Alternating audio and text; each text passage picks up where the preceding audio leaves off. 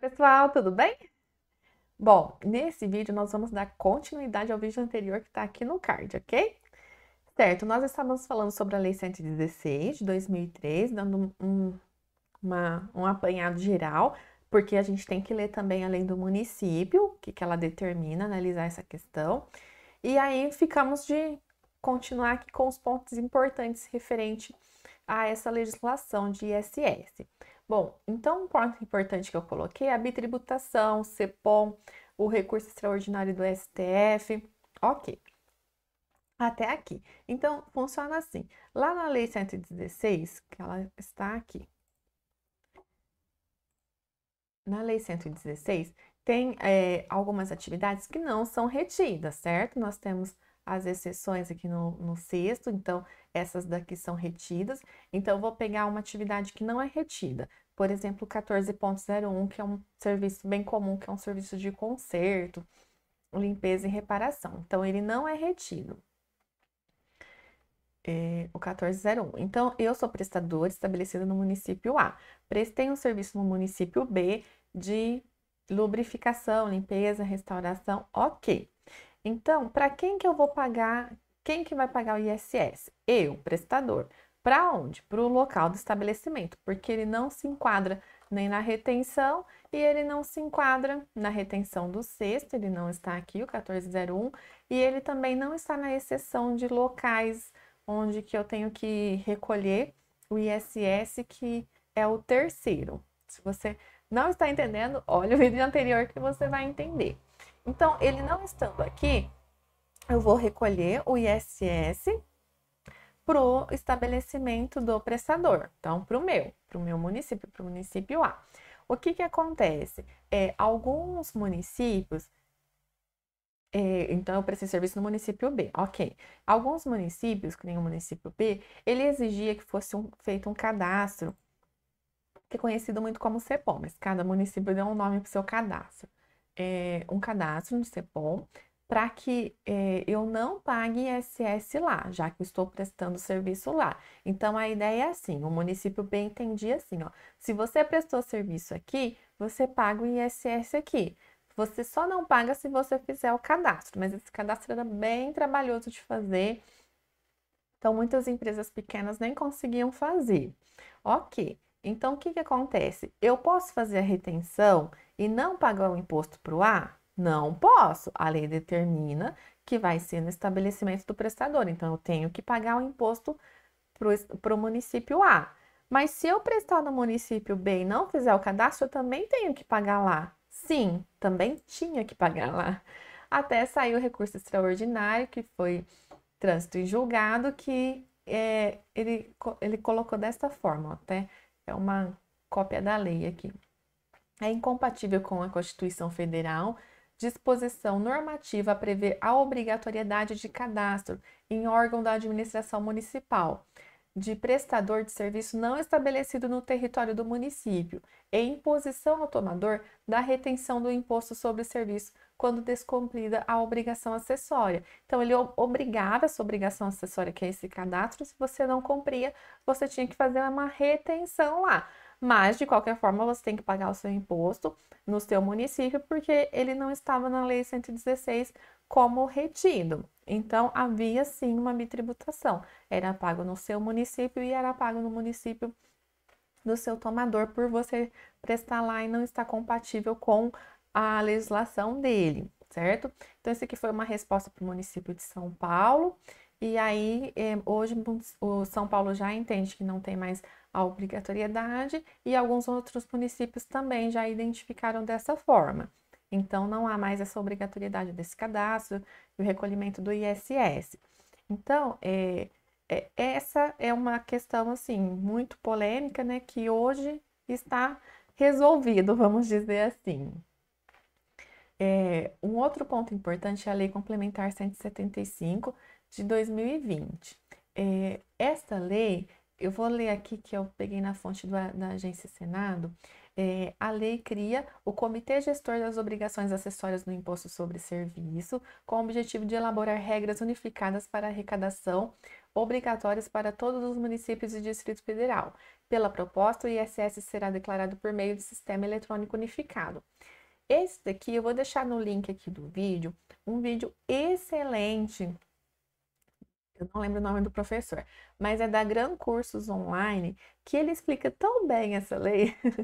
Essa lei, assim, também, quem tem as atividades correspondentes ao que está descrito nela, tem que dar uma verificada, analisar, mas seria atividade de cartões de crédito, de leasing, de plano de saúde, seria esse tipo de atividade você como prestador, certo? Então, dá uma olhadinha no vídeo dele, que ele explica exatamente o que acontece nela. Mas ela também, ela reforça isso daqui. Me fala que que não pode ser cobrado, exigido essa obrigatoriedade da lei. Será que eu coloquei aqui embaixo? Deixa eu ver. Ah, coloquei sim, ó, é o artigo 5º. Ressalvadas as hipóteses previstas nesta lei complementar, é vedado aos municípios e ao Distrito Federal a imposição a contribuintes não estabelecida em seu território de qualquer outra obrigação acessória com relação aos serviços referidos no artigo 1º, inclusive a exigência de inscrição nos cadastros municipais e distritais ou de licenças e alvarás de abertura do estabelecimento nos respectivos municípios do Distrito Federal. Essas atividades que ele fala nesta lei é mais referente a cartão de crédito, leasing, planos de saúde, tem outra atividade lá também. Que tem que dar uma atenção. Então, dá uma olhadinha nesse vídeo que eu comentei com vocês, que vocês vão entender tudo o que aconteceu, né? Ele faz um levantamento histórico de todo esse processo que vem ao longo dos anos. Então, essa lei reforça o que o STF já decidiu, já está valendo. E também eu coloquei como ponto importante o projeto da nota fiscal eletrônica de padrão nacional. Então, a Receita Federal, junto com a Associação Brasileira das Secretarias de Finanças das Capitais, elas estavam analisando, identificando, tentando criar um projeto dessa nota fiscal eletrônica padrão nacional. Tá, por enquanto não saiu nada, mas a gente fica de olho para quando sair vai ser ótimo. Aqui eu coloquei o artigo 121 do Código Tributário Nacional, que é referente a contribuinte responsável. Então, contribuinte é entendido como aquele que efetua a prestação de serviço constante na Lei 116, e responsável alcançando aqueles que, a despeito de não terem praticado o fato gerador do ISS, que é a prestação de serviço, são obrigados ao pagamento do imposto em decorrência da previsão expressa em lei. Certo? Então, só para ficar bem claro essa questão de contribuinte responsável.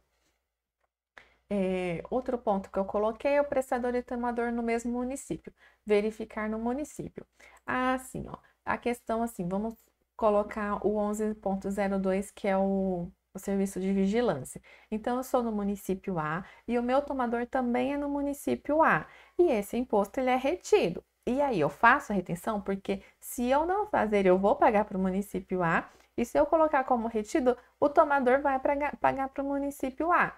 Então, assim, já identifiquei, devido aos clientes que tem em cada município ele entende de uma forma. Então, já trabalhei com empresas estabelecidas no município que ele entendia que não precisava fazer a retenção, já que o imposto seria devido no mesmo município. Então, os dois sendo do mesmo município, você não coloca como retido. E outros municípios já entende que sim, você coloca como retido da mesma forma. Então, quando o prestador e o tomador for do mesmo município, referente a essas atividades aqui no artigo 6º, você vai verificar no município. Na verdade, tudo tem que verificar no município, né? Mas é mais uma questão para você verificar lá, porque que acontece? Essa questão de você colocar retido ou não, dependendo do sistema que a prefeitura adota, é uma opção que você coloca, você marca um flag lá de retido ou não marca para não ser retido.